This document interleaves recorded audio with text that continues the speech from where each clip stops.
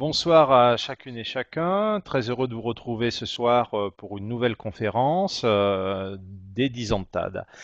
Alors, quand j'ai présenté les conférences de cette semaine dans une petite vidéo, j'ai parlé de semaine québécoise.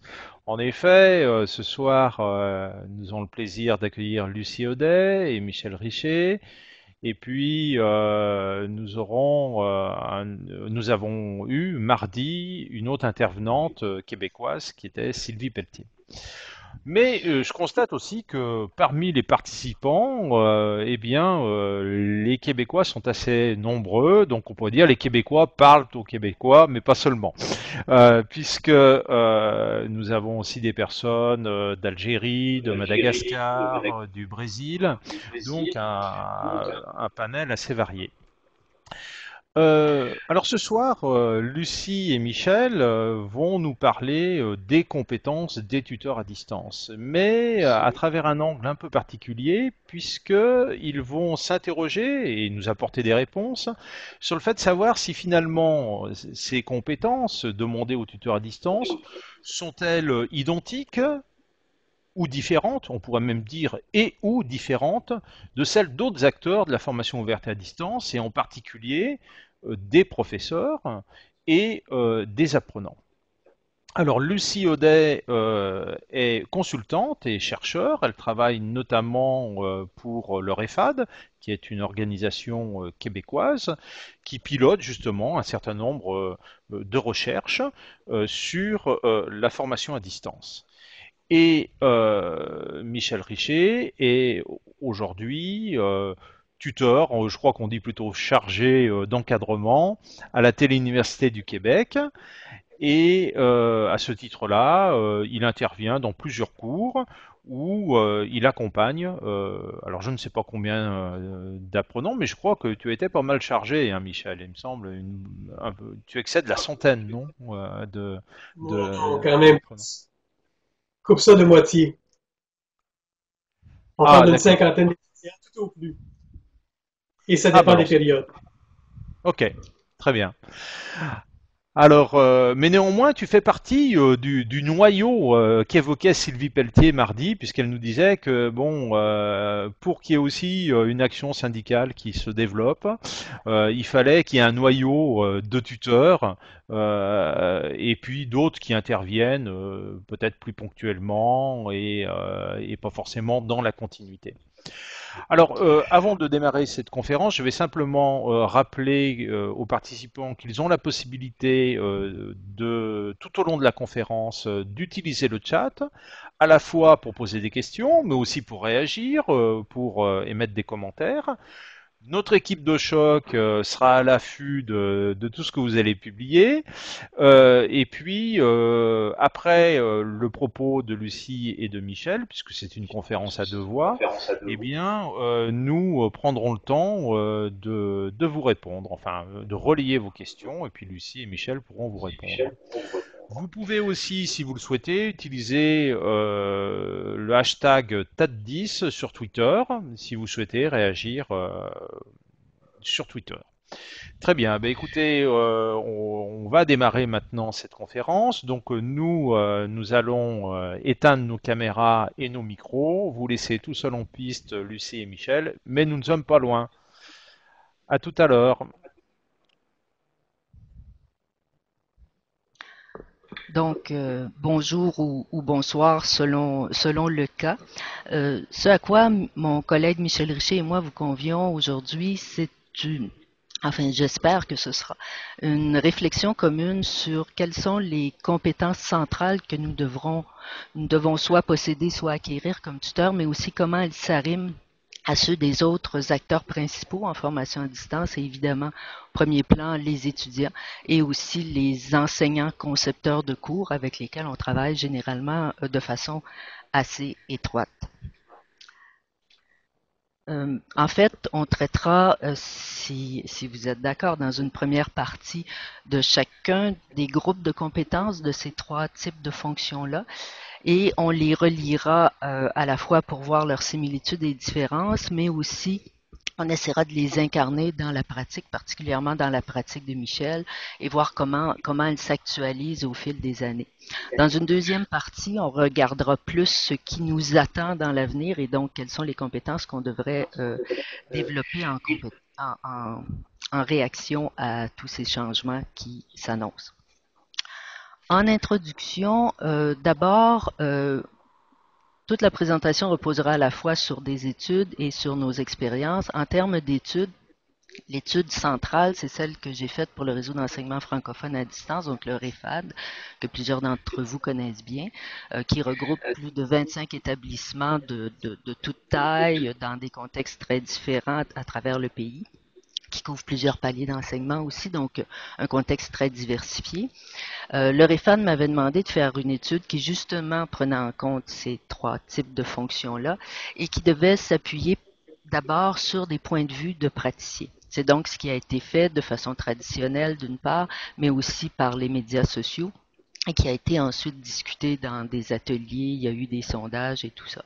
Donc, ce n'est pas une présentation d'un référentiel structuré, détaillé, c'est une réflexion qui part d'abord des points de vue des praticiens de la formation à distance.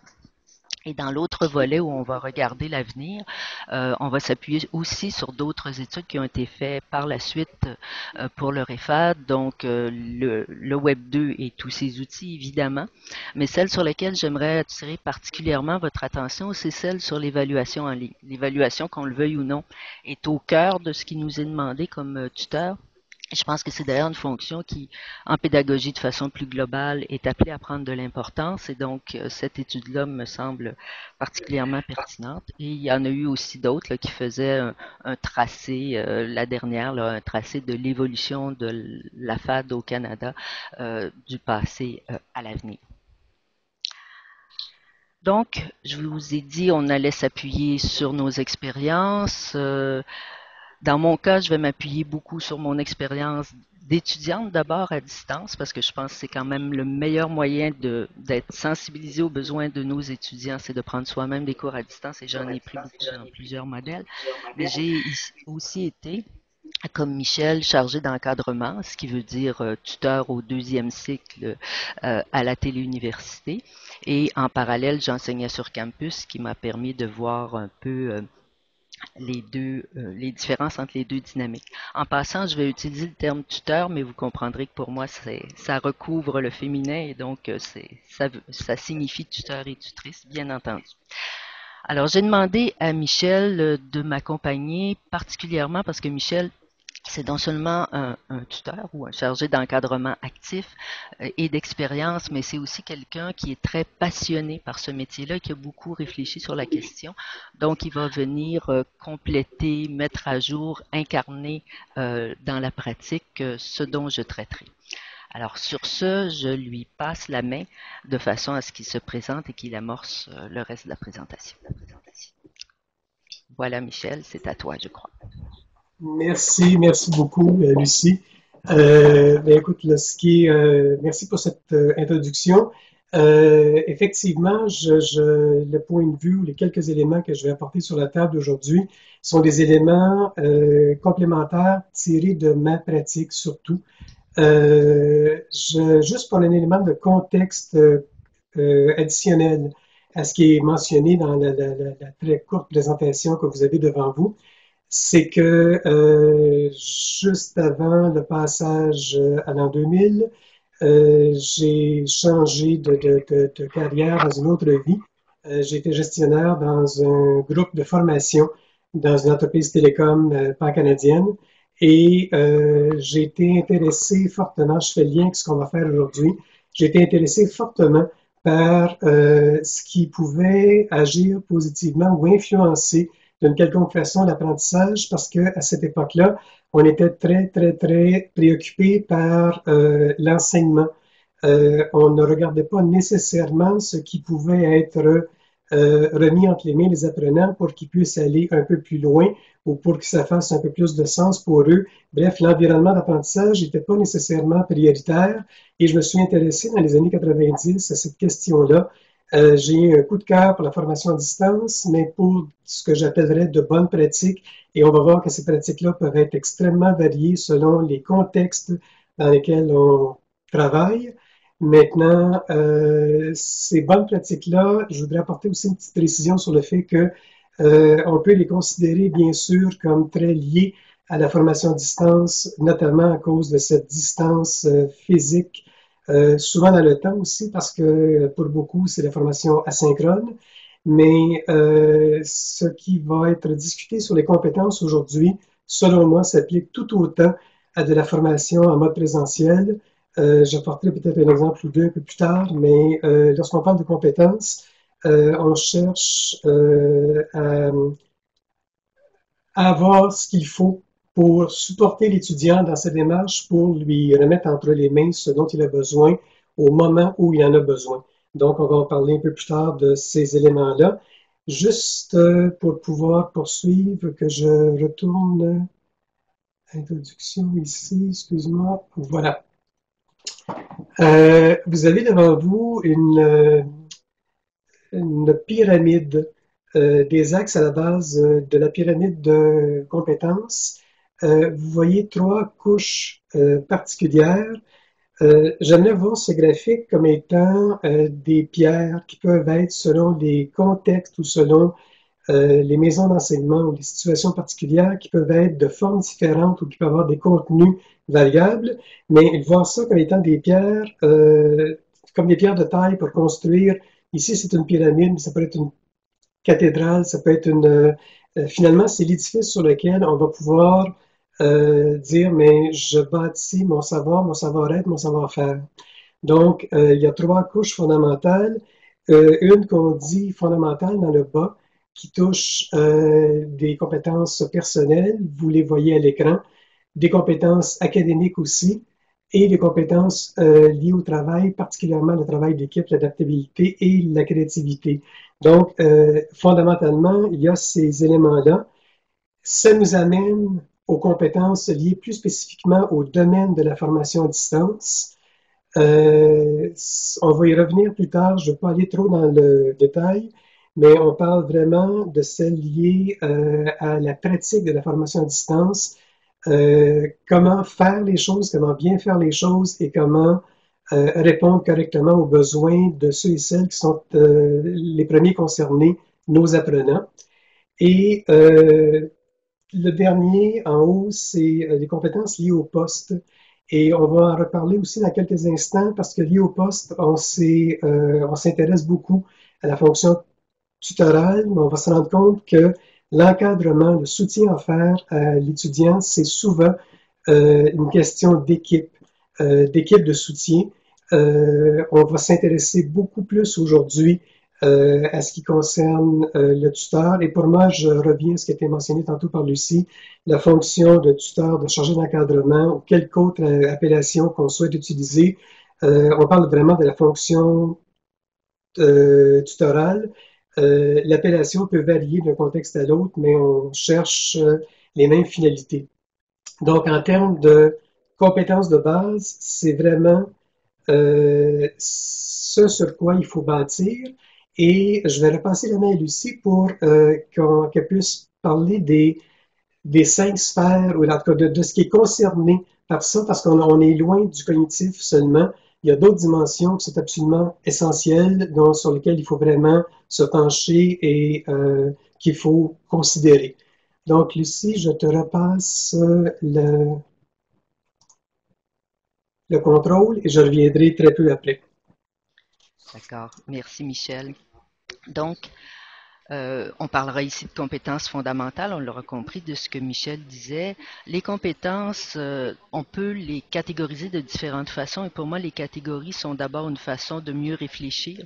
Ce ne sont pas des barrières qui nous permettent d'exclure ou de vraiment... ce n'est pas un exercice qui est basé sur la distinction, c'est un exercice qui est basé sur la réflexion, je dirais. Donc, je vous ai mis cette illustration-là parce que d'une part, c'est une façon de représenter les compétences qui est très intéressante, qui met beaucoup l'accent sur le fait que pour les étudiants et pour les tuteurs, le métacognitif, le motivationnel et socio-affectif sont vraiment des domaines que l'on partage en termes de compétences. Dans la suite de la présentation, on va traiter plutôt des compétences en termes de savoir, de savoir-être et de savoir-faire, ce qui recoupe ces catégories-là. Et on va parler de compétences interreliées. En formation à distance, dans tous les domaines de l'éducation, je pense que tous les acteurs ont des compétences interreliées, mais en formation à distance, c'est peut-être plus aigu. D'une part parce que la formation à distance est en soi généralement un travail d'équipe. C'est un travail d'équipe où les fonctions des équipes sont très, très variables. Donc, les frontières, particulièrement entre l'enseignant et le tuteur, peuvent être très variables. Dans beaucoup de contextes, l'enseignant est aussi le tuteur. Et peut-être aussi qu'on peut estimer que les étudiants y jouent un rôle plus actif. Ils ont besoin de compétences de départ plus fortes et ils les partagent davantage entre eux. C'est une hypothèse, ce n'est sans doute pas vrai dans tous les contextes, mais donc un domaine de compétences interreliées qui peuvent être catégorisées de différentes façons. Pour débuter le cœur de la présentation, je vous ai mis une citation, une définition des compétences. Ce qui m'intéresse particulièrement dans cette définition-là, c'est le fait qu'on y parle des attitudes comme étant le ciment qui relie ensemble nos connaissances et nos savoir-faire. C'est assez nouveau dans le domaine des compétences. On s'est beaucoup intéressé au savoir. Il y a 50 ans, c'était peut-être tout ce qu'on demandait à un enseignant. Plus récemment, on a ajouté des savoir-faire et les savoir-être sont un élément plus nouveau, mais probablement tout aussi important. Et c'est peut-être c'est de ça qu'on traite, par exemple, quand on parle de ces fameuses compétences transversales qui sont nécessaires à tous les aspects de nos vies. Je vous ai mis sous forme de carte de tendre les compétences. C'est simplement, je fais simplement une parenthèse pour souligner que cet outil-là peut être intéressant comme dans la gamme des cartes conceptuelles. C'est une façon de représenter des informations sous forme de cartes géographiques et comme les cartes conceptuelles traditionnelles, donc de leur donner une représentation visuelle moins linéaire, mais aussi c'est un outil ludique et je trouve amusant aussi qu'il n'est absolument rien de récent, là. Il date de 1650 environ dans un livre de Madame de Scudéry. Et ceux qui, pour certains d'entre vous, vous vous souviendrez que c'était aussi une chanson de Moustaki. Donc, si on prend les trois grandes fonctions, on pourrait dire qu'il y a en quelque sorte trois pays différents, des pays adjacents et qui sont tous tournés vers une même mer qui est la mer de l'apprentissage. Et donc, tout ce qu'on fait vient contribuer à cette mer-là. Et ce qui est ressorti des discussions que j'ai eues sur la question, c'est qu'il y a aussi des obstacles dans ce pays-là, donc deux grandes chaînes de montagnes. Du côté des enseignants, on attaque plutôt les montagnes de l'incompréhension et du côté des tuteurs, plutôt celles de la démotivation ou des méthodes de travail. Donc, abordons le tutorat proprement dit. Comme je vous disais, trois grandes catégories de compétences, savoir, savoir-faire, savoir-être. Les points de vue qui ont été exprimés ont été comparés donc à la littérature et par la suite, j'ai essayé d'en faire ressortir ce qui semblait les compétences centrales. On parle toujours des compétences générales, donc il y a des compétences particulières qui peuvent être très centrales dans certains contextes qui n'y seront pas. Donc, faire ressortir les compétences centrales et pour les trois groupes, ça donnait environ 25 compétences distinctes ou interreliées. Dans le cas des tuteurs, bien sûr, la connaissance du domaine, la maîtrise de la matière enseignée est ressortie comme un élément important partout. Par contre, il y avait des différends assez fondamentaux sur cette question-là.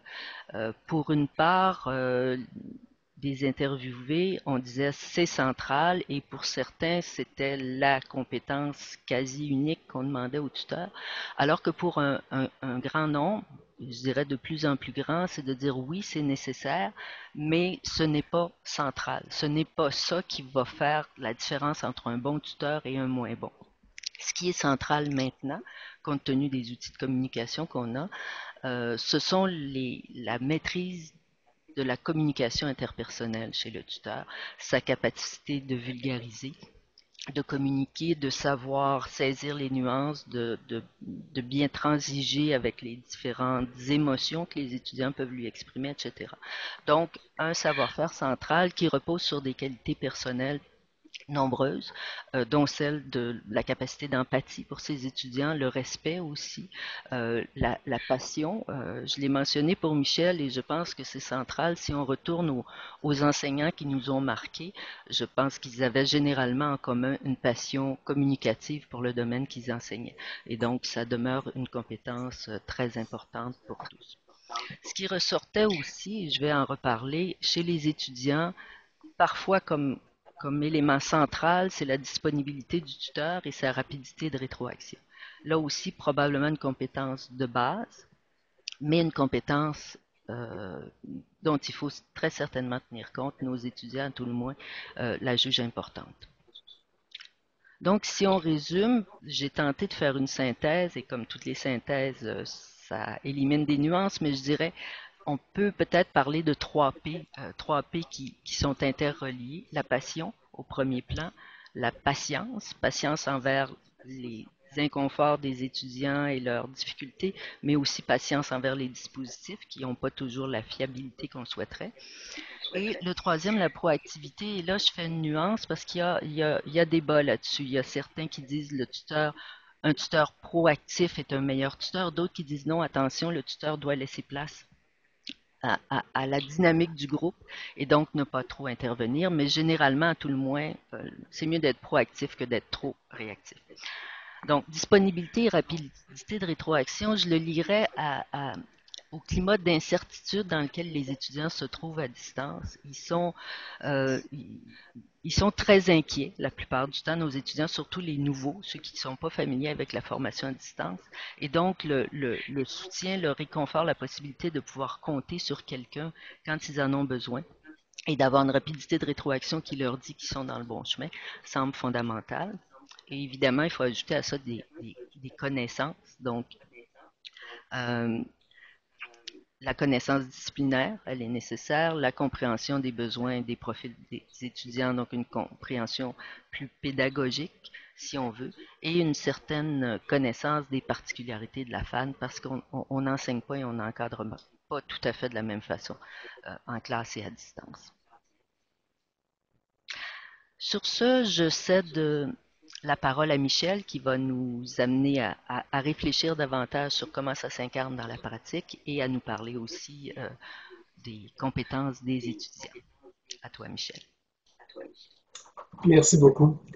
Ce qu'il y a d'intéressant dans ce qui vient d'être présenté, c'est entre autres, c'est qu'il n'y a pas de distance ou de dichotomie entre ce qui a été amené comme aboutissant de recherche dans les différents travaux que Lucie a menés à terme. Travaux évidemment qu'on peut retrouver sur le site du REFAD. Je ne fais pas de pub, mais on peut avoir accès aux versions intégrales de ces recherches-là sur le site du REFAD. Donc, sentez-vous bien libre d'y aller. C'est en accès libre, évidemment sans frais. Et en 2 clics de souris, vous avez accès aux documents sources. Juste avant de reparler de ce que je vois ou de ce que je considère comme important dans la pratique, puis encore une fois avec beaucoup d'humilité parce qu'il peut y avoir bien des formes de pratique selon les contextes très particuliers, j'aimerais quand même soulever 2 éléments ou apporter 2 petites précisions qui sont pour moi incontournables pour qu'on ait au final une pratique tutorale qui vient rejoindre exactement ce qu'on souhaite qu'elle soit, qui va donner vraiment de bons résultats.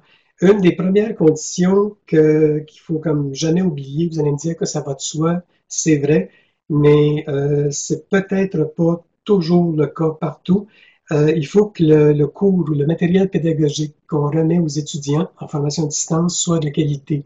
La notion de qualité est une notion qui est passablement élastique, qui peut être perçue sous bien des angles, de bien des façons, mais le premier critère, c'est probablement de voir un cours à travers les yeux de l'étudiant. Et si dans les ressources qu'on met à la disposition de l'étudiant, s'il y a tout ce qu'il souhaite y trouver, si la navigation est facile, si les ressources sont complètes, s'il peut développer son autonomie. Déjà, la fonction tutorale va être là pour combler des besoins pointus, spécifiques, mais qui ne sont pas des besoins qui auraient pu être ou qui devraient être, dans le fond, dans le cours comme tel. Donc, un bon design pédagogique, une façon de penser la création d'un cours en fonction de ce qui doit vraiment s'y retrouver. L'autre chose liée à la fonction tutorale, c'est aussi, on parle bien sûr du tuteur ou de celui ou de celle qui occupe ce poste-là, mais pour l'étudiant, il faut voir aussi la fonction tutorale en termes d'équipe. Le concept d'équipe d'encadrement est probablement assez fondamental parce que pour l'étudiant, lorsqu'il a un besoin particulier à l'intérieur d'un cours, oui, il va contacter la personne tutrice et aller chercher l'information, le coup de pouce, l'aide ou l'orientation dont il a besoin pour avancer. Mais sur le terrain, dans la vraie vie, un étudiant qui s'inscrit dans un cours, dans un programme, où que ce soit, est en contact avec plusieurs autres intervenants qui peuvent faire toute une différence aussi sur sa persévérance, sur sa motivation. Lorsqu'on n'a pas à se battre contre une administration pour avoir tel ou tel papier ou pour pouvoir s'inscrire facilement, c'est déjà un plus. Et sans faire de liste exhaustive, lorsqu'on parle d'équipe d'encadrement, je voulais juste préciser quelques rôles et j'en oublie.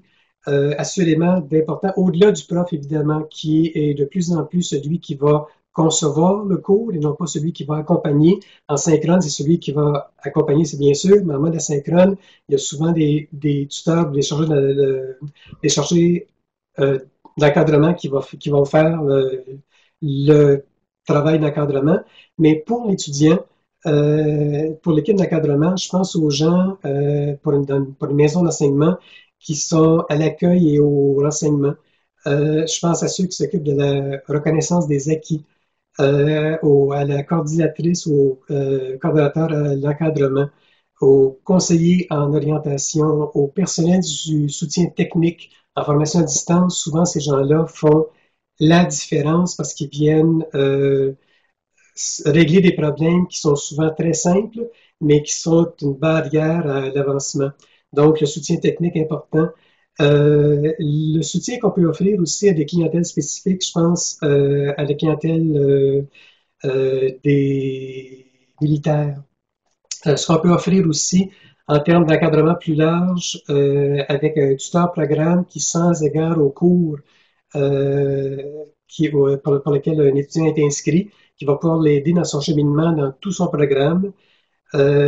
Ça vaut plus souvent dans les programmes de deuxième cycle dans les universités, mais voilà, toutes des personnes qui sont en mesure d'agir ou de faire une différence pour l'étudiant, parce que c'est vraiment autour de lui que tout devrait s'articuler. Et si je reviens à la pratique du tutorat comme tel dans un contexte de cours, moi, je vois le tutorat, puis ça va rejoindre les études auxquelles Lucie a fait vraiment référence. Je vois le tutorat comme c'est indiqué ici, comme un acte d'écoute, de communication, d'appréciation de ce qui va être déposé comme travaux, oui, mais de ce qui va être fait aussi comme échange, la qualité des différentes communications qui vont avoir lieu. Donc, tout ça pour faire un accompagnement qui est de qualité, guider l'étudiant pour qu'il puisse cheminer vers l'atteinte de ses objectifs.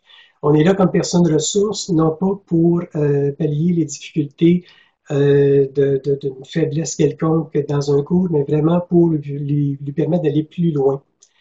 Pour la personne tutrice également, je vois comme assez incontournable de se questionner sur, Lucie parlait de passion tantôt, mais la passion, c'est pas un état spontané il faut qu'on la cultive, qu'on la développe et qu'on comprenne pourquoi ça tombe en place. Et le simple fait de se questionner sur pourquoi j'encadre, sur le quoi, c'est quoi la fonction tutorale pour moi.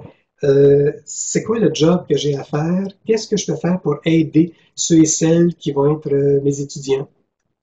Sur le cas qui n'est pas une petite chose, parce que dans certains cas, les personnes ressources sont difficiles à joindre. L'accessibilité est probablement quelque chose de central, que l'étudiant sache, même s'il ne s'en sert pas, qu'il y a quelqu'un qui est au bout du fil, à l'autre bout de l'écran. Avec les technologies aujourd'hui, avec les courriels, les mails, on est en mesure de pouvoir rejoindre facilement ou d'avoir un intervenant avec qui on peut échanger très facilement. Et ça devient de plus en plus fondamental. On y reviendra tantôt aussi.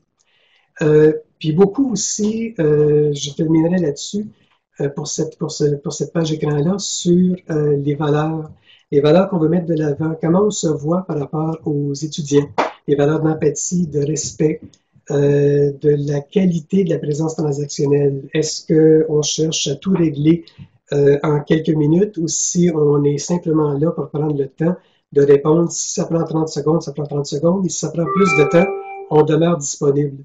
Donc,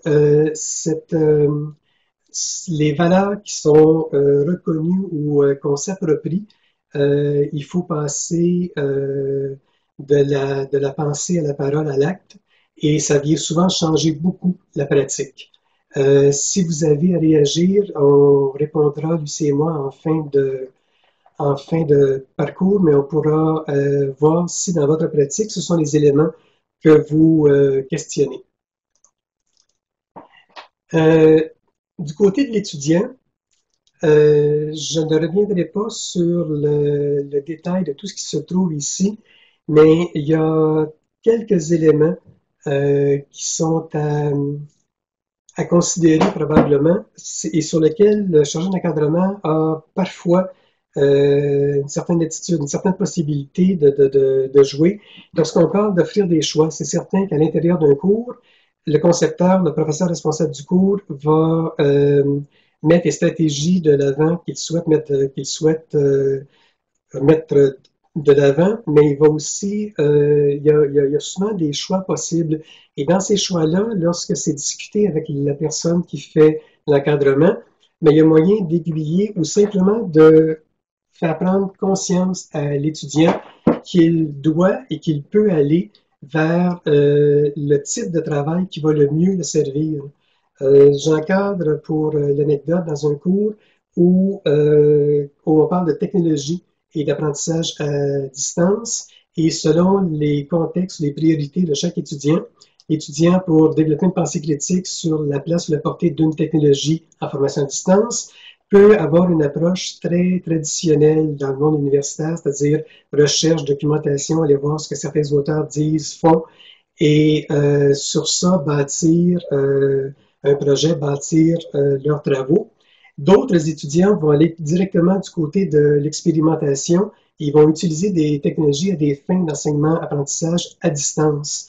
Par les deux moyens, il y a moyen de se rendre là où on souhaite se rendre. Les objectifs du cours sont rencontrés de toute façon. Et il y a lieu à ce moment-là pour le tuteur d'aider l'apprenant à cheminer. Je vais passer un petit peu plus loin ici. On cherche à développer pour l'étudiant sa motivation et son autonomie. On vise avec ça à lui donner le plus d'espace possible pour qu'il puisse le faire. Et avec l'utilisation des technologies, puis ça aussi, on en parlera un petit peu plus tard, avec l'utilisation des technologies maintenant, il y a moyen de développer une autonomie qui nous est propre, qui nous permet d'aller beaucoup plus rapidement, beaucoup plus loin. On parle de compétences informationnelles. Là aussi, le tuteur peut agir, mais on verra que dans un cours, on peut aussi offrir des outils, des ressources pour que les compétences informationnelles soient maîtrisées correctement, et pas seulement à l'intérieur d'un cours, mais à l'intérieur d'un cursus ou de ce qui va être le cheminement d'étudiant dans un programme. Je vais aller, parce que je vois que le temps avance, je ne vais pas aller trop vite, mais je vais quand même, on est rendu ici. OK. Et la question qui se pose, c'est comment peut-on agir dans la pratique, excusez-moi, sur la motivation, agir positivement, donc sur la motivation et le développement de l'autonomie. Euh, Lucie parlait de savoir-être et de savoir-faire. Je dirais que du côté du savoir-être, il y a certainement une centration sur l'apprenant et ses besoins qui passe par l'offre de choix, oui, mais qui passe aussi par l'attitude, la façon d'accueillir l'étudiant et la façon de traiter avec lui. Euh, Aller encourager les activités les plus authentiques possibles, ce qui va donner sens à une démarche. Souvent dans un cours, on peut préciser beaucoup de choses qui vont amener l'étudiant sur cette piste-là, mais dans les échanges, dans les communications entre l'étudiant et le chargé d'encadrement ou le tuteur, il y a un travail aussi à faire parce que c'est parfois des pratiques nouvelles. Je suis de ceux qui sont passés par des modèles très académiques où on disait, mais voici ce que tu vas faire, comment tu vas le faire et quand tu vas le remettre. Il y a d'autres façons de faire aujourd'hui et le fait que le tuteur puisse intervenir ou échanger peut faire une différence ou peut faire réaliser à l'étudiant qu'il a une certaine liberté, qu'il y a des objectifs à atteindre qui sont clairs, visibles, rigoureux, exigeants, mais qu'il y a plusieurs façons de faire. Et on privilégie évidemment l'action, l'interaction, la communication. Avec les technologies aujourd'hui, ça devient et avec la personne tutrice et avec souvent d'autres acteurs, les pairs, je vous dirais même avec les différents réseaux sociaux, il y a d'autres façons d'interagir avec d'autres humains pour établir une présence et pour aller chercher un soutien qui va venir aider vraiment. Ce qui nous amène ici. Lucie, tu m'indiques, je ne me souviens pas quand je te repasse la main exactement. Ici. Ici, exactement, voilà.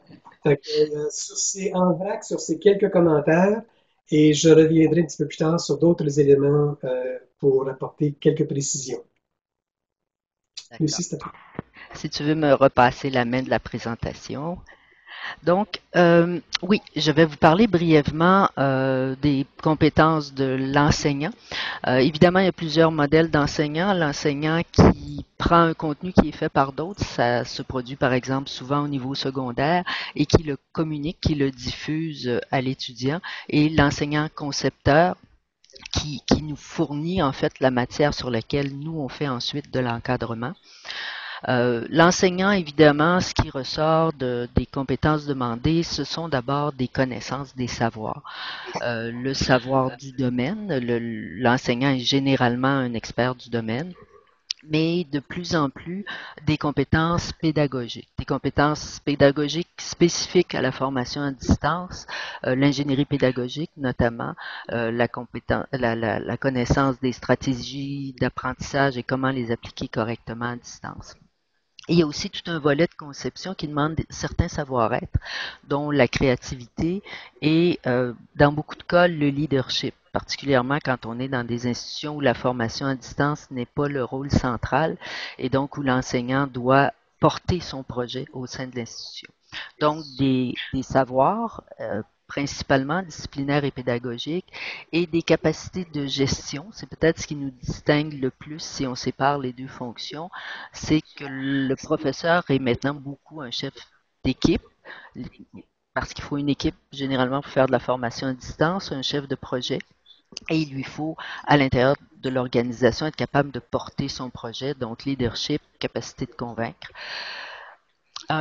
Il faut aussi, on en a moins parlé puisque c'est une quasi-évidence en formation à distance, la maîtrise des technologies. Dans le cas de l'enseignant, ça a quand même évolué, donc on parle moins de maîtrise des fonctionnalités. Il fut un temps où il fallait apprendre des langages de programmation pour enseigner à distance. Ce n'est plus le cas maintenant, mais l'enseignant, le professeur doit au moins avoir une capacité de comprendre le bon usage de la technologie pour choisir les outils appropriés.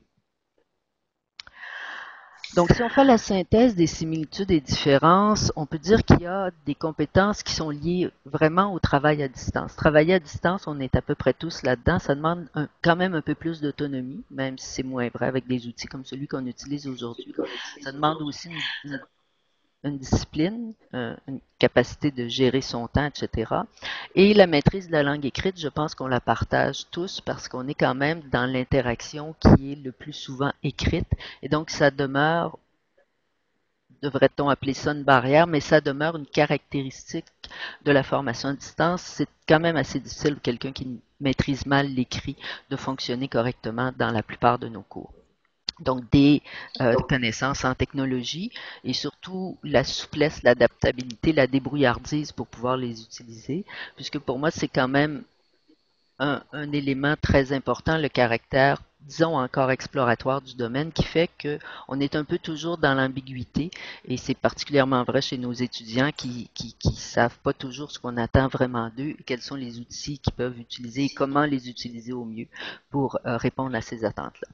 Donc, des compétences particulières à chaque rôle et principalement d'un côté les savoirs chez le professeur et plus des savoir-faire de communication chez le tuteur. Mais là, on est dans les grandes généralisations.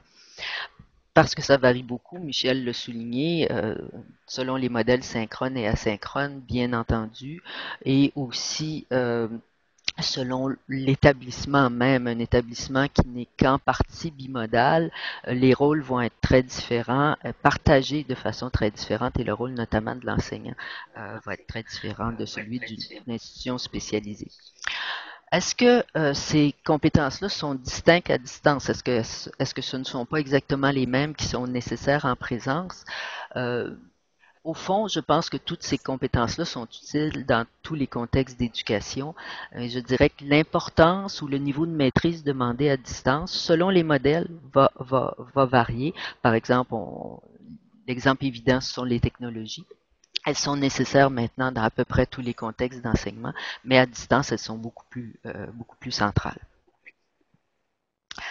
Alors, si vous avez des questions sur cette partie-là, je ne sais pas si Michel a des commentaires, mais on peut peut-être continuer, comme le temps file, et les regrouper là aussi en fin de présentation.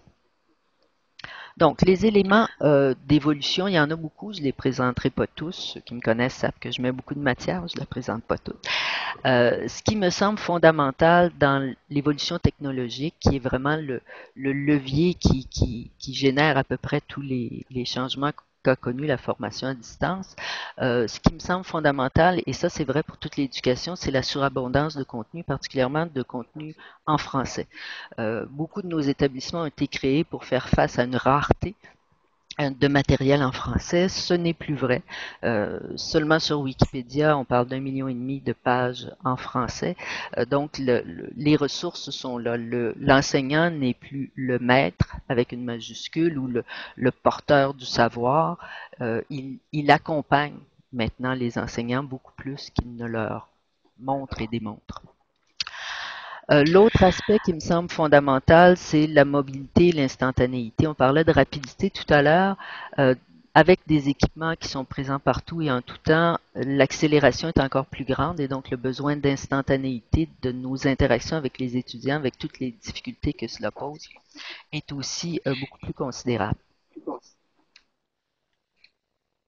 En formation à distance, les applications technologiques en éducation, je soulignerais, comme je vous disais, le développement de l'évaluation en ligne. Il y a de plus en plus de questionnaires en ligne qui sont utilisés. Je vous ai mis le graphique à l'Open University. Ces questionnaires-là sont maintenant riches, ils peuvent soutenir du vidéo, de l'audio et ils peuvent surtout donner des rétroactions très appropriées à ce que l'étudiant y fait.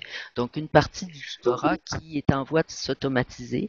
On a des systèmes comme Assessment que je vous mets là en mathématiques où vraiment les conseils vont être adaptés selon la réponse de l'étudiant. La question peut être décomposée selon ses difficultés, les questions suivantes adaptées. Donc, un tutorat qui peut être plus automatisé d'une part, mais d'autre part, une très grande variété maintenant de formes et de supports d'évaluation. Donc, on corrige des blogs, on corrige des participations à des forums, etc. Donc, d'un côté, moins d'évaluation traditionnelle, mais un besoin de créativité dans ce qu'on fait en matière d'évaluation.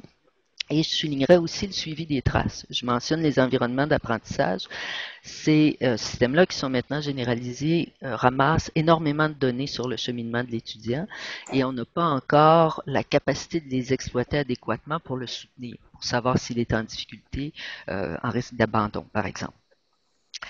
Et il y a aussi énormément de changements sociaux qui se produisent parallèlement, reliés ou pas à l'évolution technologique et de façon générale, ce qu'on peut dire, c'est l'hétérogénéité. Nos clientèles se diversifient, les besoins de formation se multiplient et se diversifient. On utilise de plus en plus la distance en formation, qu'on l'appelle formation à distance ou pas. Donc, une très, très grande diversité de modes de formation et de modèles qui nous appellent, nous aussi, à diversifier nos compétences.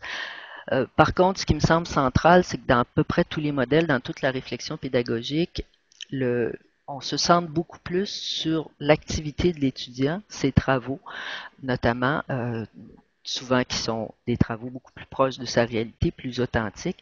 Et la rétroaction sur ces travaux-là, l'évaluation devient un outil de formation privilégié. On peut même penser à des formations qui vont être exclusivement construites à partir des évaluations, contrairement à ce qu'on faisait il y a quelques décennies, et donc où la rétroaction du tuteur devient l'outil principal de formation, ce qui peut être intéressant. Donc, une très grande diversité qui va nous amener, je pense, à avoir toutes sortes de modèles de tutorat. Donc, je vous invite ici à ajouter vos questions sur ce que pourraient être les conséquences de tous ces changements. Et je repasse la main à Michel, qui va devoir malheureusement être très bref sur les diapos qui s'en viennent. Pour conclure la présentation, je reviendrai à la toute fin.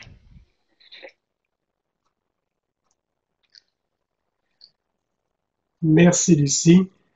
Je reprends d'ici. Okay. Un fil d'Ariane avec ce que Lucie vient de mentionner en lien avec la fonction tutorale et les technologies. La présence transactionnelle est appelée à changer avec les technologies. Et je prends juste un tout petit exemple pour le rôle du tuteur sur les rétroactions. Il y a maintenant de plus en plus d'éléments de rétro qui se font par ce qui s'appelle le screencasting. Donc, on parle de rétro individuel asynchrone sur les travaux notés.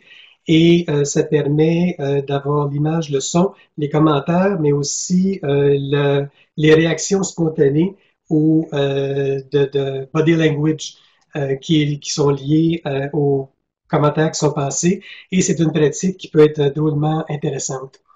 Des constantes, j'arrive à ça ici sur les compétences actuelles à développer. Faute de temps, je vais juste aller à ce qui me semble le plus prioritaire. C'est à la toute fin. Ils sont toutes importantes, on s'entend, mais c'est à la toute fin de l'écran. Vous avez disponibilité et aussi rapidité. Il y a des attentes d'instantanéité, c'est vrai. André-Jacques Deschênes parlait il y a quelques années d'avoir une façon, un moyen de pouvoir être présent 24 heures par jour, 7 jours par semaine.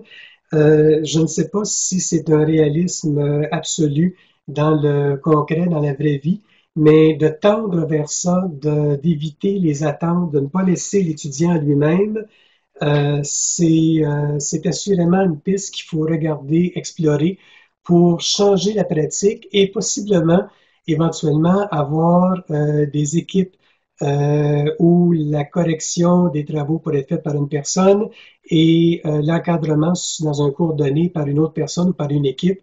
C'est des pistes qui pourraient être regardées. De nouvelles compétences pour les trois groupes, une forme de synthèse. Je soulèverai 3 points particuliers. Le premier serait l'appropriation des technologies. avoir le goût d'innover, pas tellement le développement de technocompétences, mais être capable de comprendre la portée réelle d'une technologie, être capable d'en tirer le meilleur, être capable d'aller chercher tout ce que cette technologie-là peut apporter comme flexibilité, comme ouverture, comme accessibilité. Je pense qu'il y a encore beaucoup, beaucoup de travail et on est loin du fonctionnement d'un logiciel, mais plutôt de la compréhension de son utilité profonde. Lucie a parlé aussi, voir l'évaluation comme un outil au cœur de la formation et au service de celle-ci. L'évaluation ne devrait pas n'être qu'une sanction, qu'une note, mais vraiment un dialogue pédagogique entre le tuteur et l'étudiant pour qu'il puisse, pour que chacun puisse vraiment prendre la mesure de ce qui a été fait, pour l'étudiant de confirmer que ce qui a été fait par lui-même est vraiment ce qui devait être fait. Il y a un passage à l'action qu'on invite à faire à ce moment-ci, en termes de polyvalence, d'adaptabilité aussi. Bref, ce sont des éléments sur lesquels on doit se pencher. Vous pourrez retourner à cette présentation-là pour avoir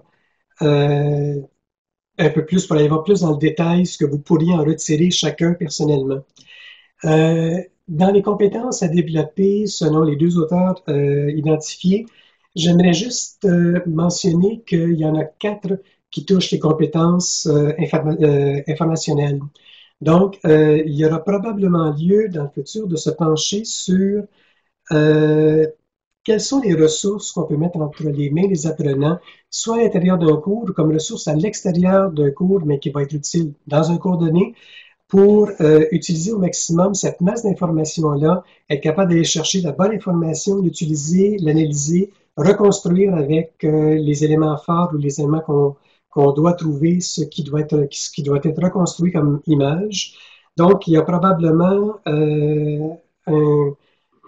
non seulement un savoir, mais un savoir-faire avec les informations qui devraient être fouillées beaucoup plus en profondeur.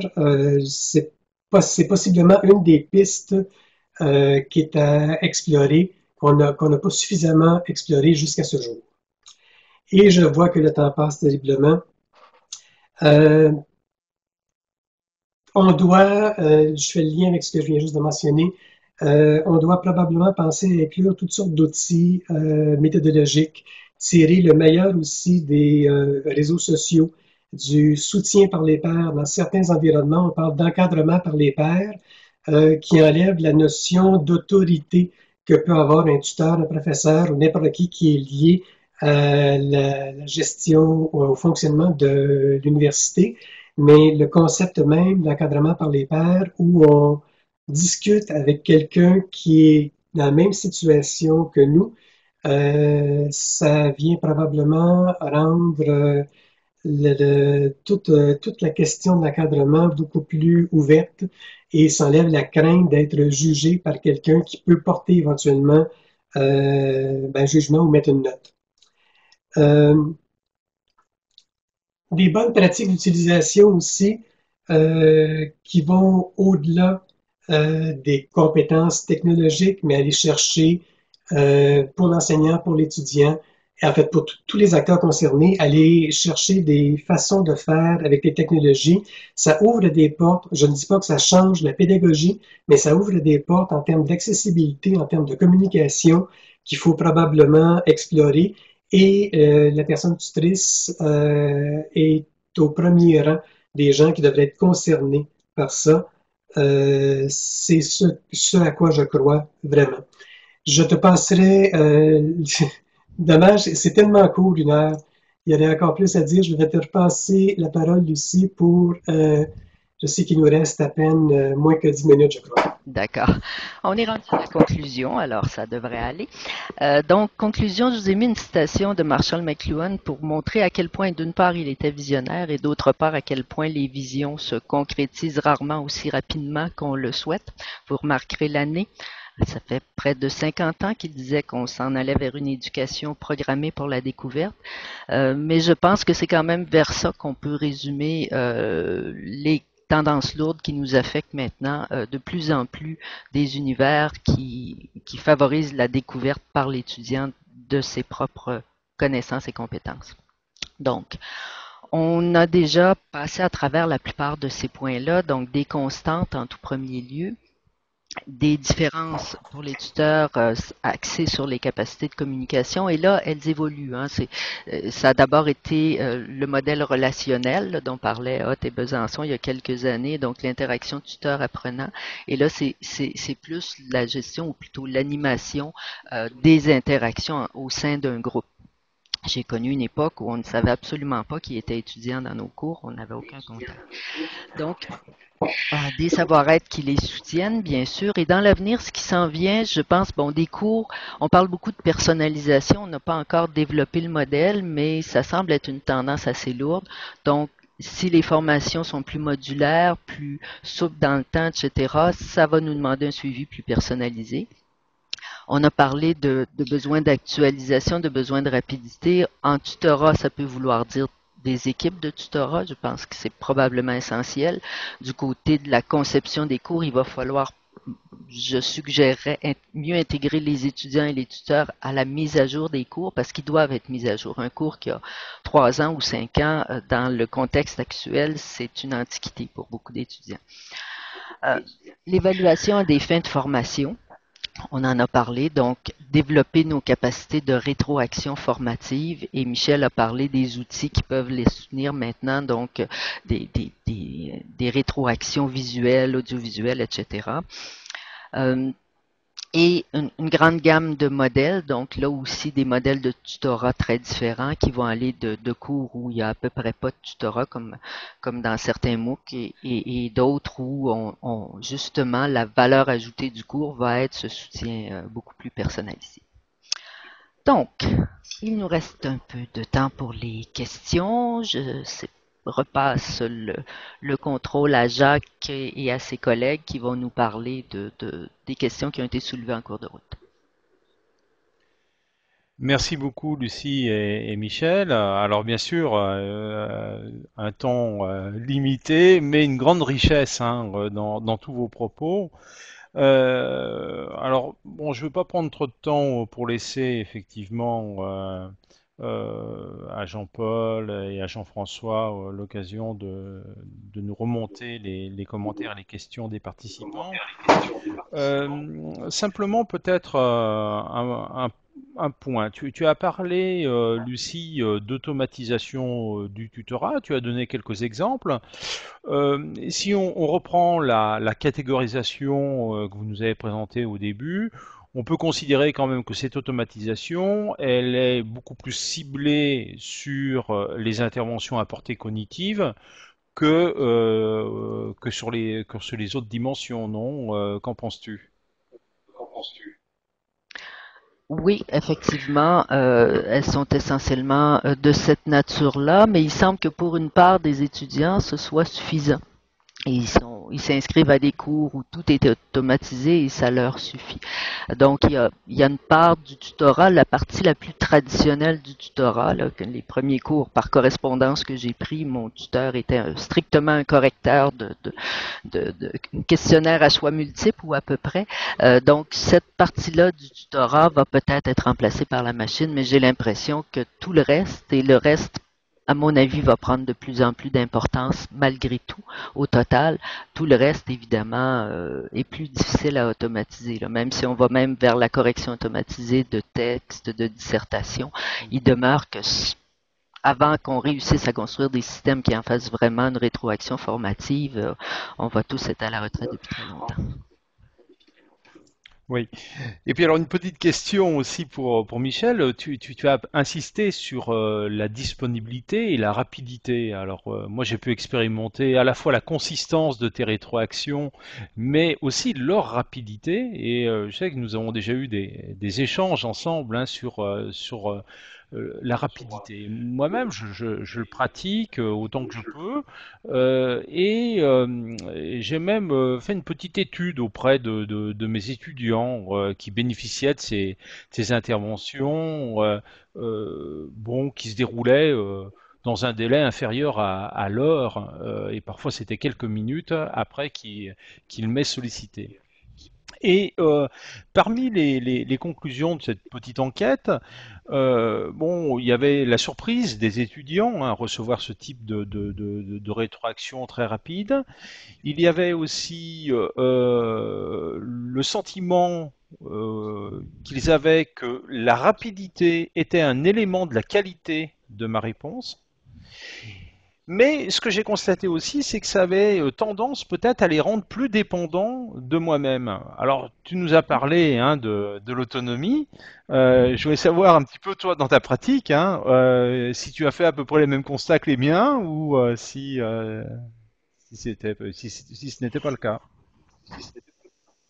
Écoute, je pense qu'on peut pas dissocier la question de la qualité des rétroactions de la question de la rapidité avec laquelle on les fait.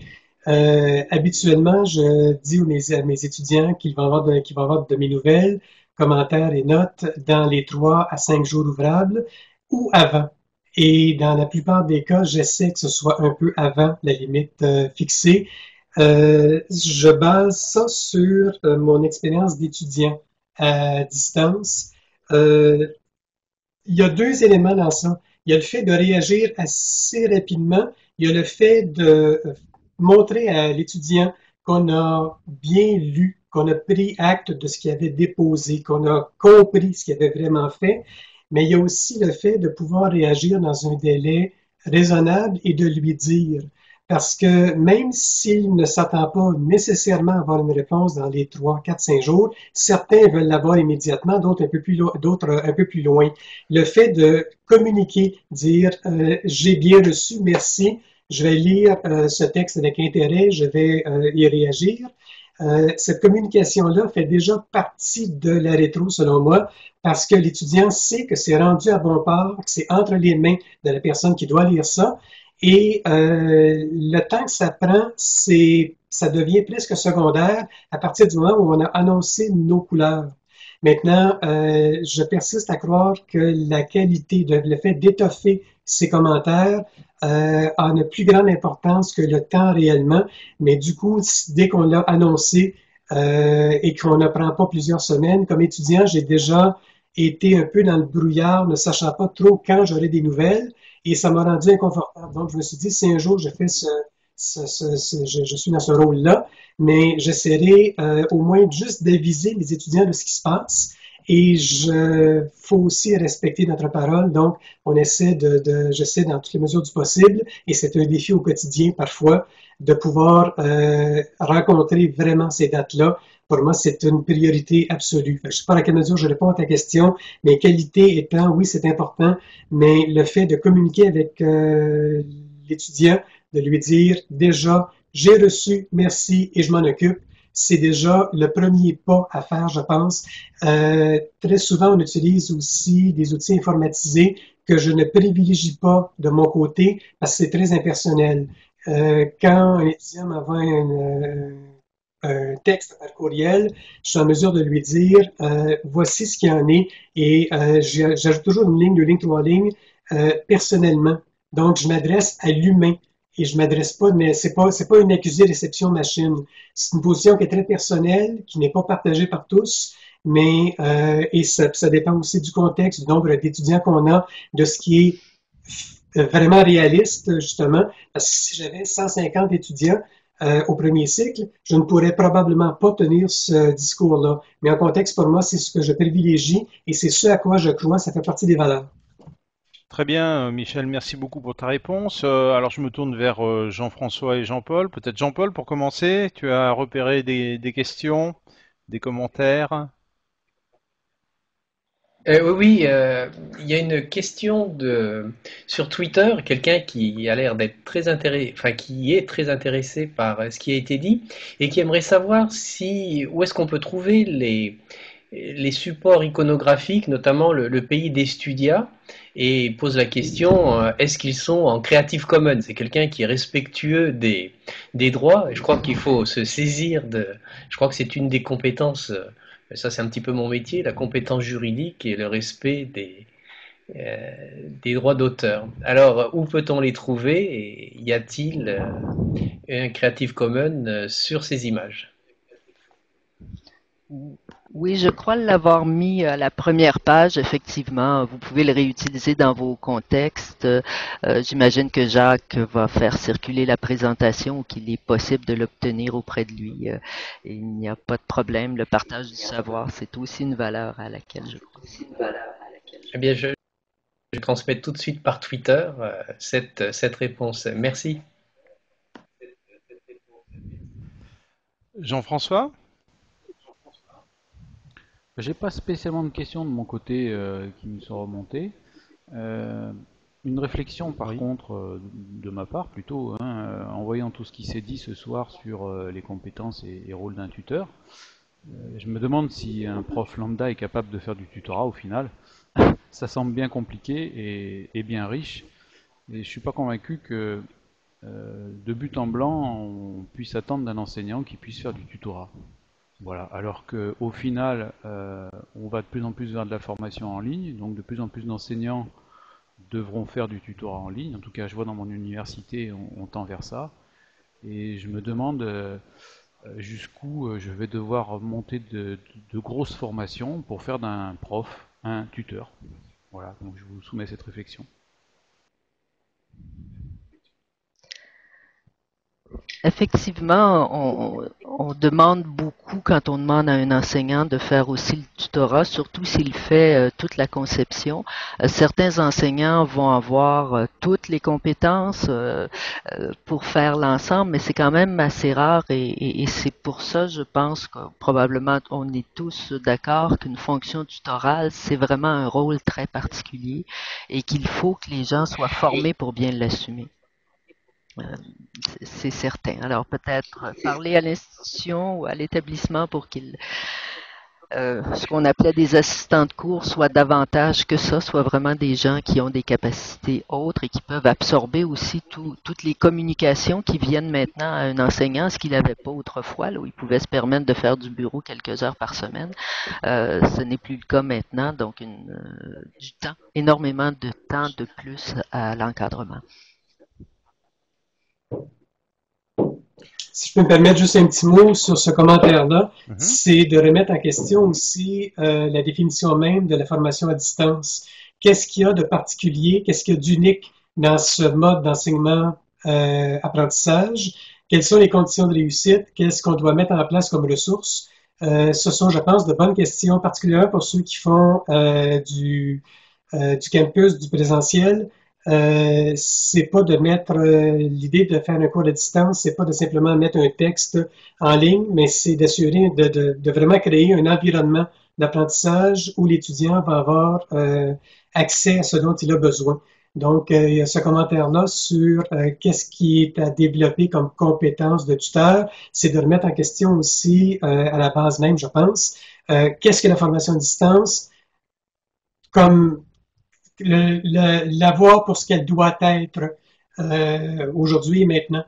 Donc, c'est ce que je pouvais ajouter là-dessus aussi. Puis alors peut-être on pourrait dire aussi, Jean-François, que finalement ces compétences tutorales devraient être enseignées aux futurs professeurs, aux futurs enseignants, dès leur formation initiale. Et pas tout remettre à la formation continue. Alors, ça permettrait peut-être à ces usages d'être plus présents dans les institutions. Alors, bon, vous avez commencé votre intervention par nous présenter, enfin, quasiment au début, hein, cette très belle carte. Moi, j'ai envie de vous poser une question. Finalement, on a vu cette mer. Hein, quelles sont les tempêtes actuelles dans la mer de l'Estudia? Est-ce que vous en avez repéré? Et qu'est-ce qu'on pourrait faire pour calmer les vents et les vagues? Ça dépend pour qui. En fait, je pense pour beaucoup de gens en formation à distance, il semble que la grande tempête réelle ou imaginaire, c'est l'arrivée des MOOC et tout ce que ça peut représenter comme remise en question de la conception de nos cours, de leur financement et du tutorat qu'on offre. Donc, où est la valeur de nos formations? Est-ce que ce sont nos contenus? Est-ce que c'est notre soutien? Est-ce que c'est l'accréditation tout simplement? Bref, ça, je pense que ça suscite bien des vagues, si ce n'est une tempête actuellement. Donc, les modèles économiques de la formation à distance sont très certainement centraux. Merci beaucoup. Juste pour, juste pour compléter sur ce point-là, je pense qu'il n'y a pas une seule et bonne façon de faire de la FAD. Il y en a plusieurs. Faut probablement développer différents modèles qui peuvent vivre de façon conjointe et offrir aux étudiants, ça devrait toujours être notre point d'ancrage, offrir aux étudiants des solutions qui vont leur permettre de se rendre là où ils souhaitent aller, avec les ressources dont ils ont besoin. Donc, pour ça, il n'y a pas qu'un modèle. On a parlé très rapidement tantôt de synchrone et d'asynchrone. On parle aussi maintenant des cours massifs. Il y a probablement une place pour tout ça, un mélange sur du cas par cas, mais pas sur des bases individuelles, mais sur des besoins d'un groupe en particulier. Il y aurait sûrement lieu de voir à ne pas privilégier absolument un modèle, de dire mais voici la façon de faire.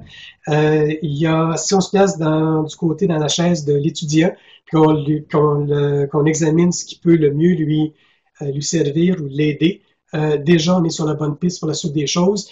Et lorsqu'on parlait de formation tantôt, il y a probablement lieu, oui, effectivement, de développer un certain savoir accessible, quel que soit le moyen, pour que tous les intervenants, tous les acteurs puissent comprendre ce qu'ils font, pourquoi ils le font et pour qui ils le font. Dès lors, les vents ou la tempête vont probablement se calmer. Oui, alors se mettre sur la chaise de l'apprenant, c'est certainement quelque chose qui est essentiel pour le tuteur et pour justement nourrir cette empathie dont tu nous as parlé aussi, Michel. Alors, nous aurons prochainement une conférence qui va aller justement affronter la tempête des MOOC, puisque nous allons avoir une table ronde sur le tutorat dans les MOOC. Est-ce qu'il peut y avoir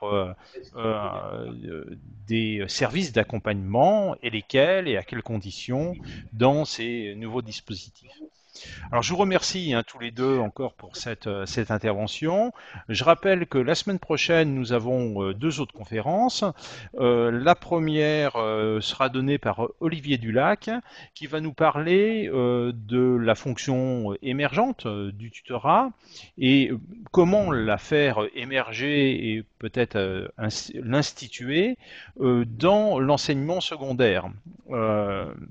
Et puis, jeudi, c'est un Belge, Bruno Delièvre, qui nous présentera une méthode pour concevoir et penser les services d'accompagnement des apprenants à distance. Je remercie chacun pour sa participation, pour les échanges que vous nous avez suscités à travers vos questions, et je vous dis donc à très bientôt. Très bonne soirée. Au revoir. Bonsoir, merci.